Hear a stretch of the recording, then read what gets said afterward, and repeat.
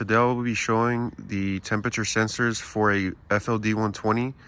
This is a 93 model with a Detroit 12.7.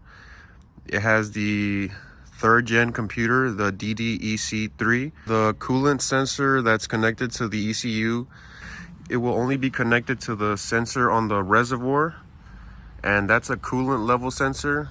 And whenever the coolant is not full, the computer won't let the engine run.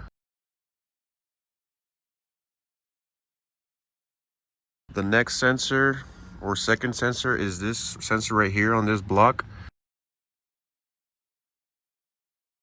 On the passenger side, this is a one-wire sensor, and it is for over temp. So whenever it reaches 215 degrees, it'll set off an alarm on the dash. The third sensor is located here on the passenger side. It is a two-wire sensor, and it reads for the gauge cluster. If you're having any problems with your gauge not reading correctly, this is the sensor. The way to test the sensor is to measure the resistance between the two pins. This sensor measures 1.25k ohms.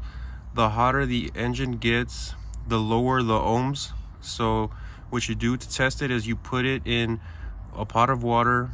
You put probes on both the leads on the sensor and submerge the sensor in water, just the tip of it, and measure the resistance. And as the water heats, the resistance should decrease.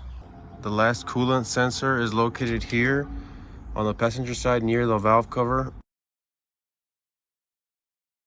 It's called a temperature control fan switch, and basically it controls the fan when the AC is turned on or when the engine reaches 205 degrees.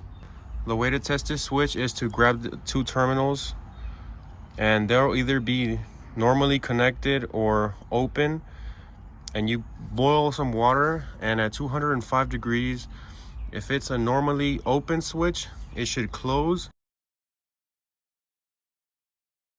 And if it's a normally closed switch, it should open.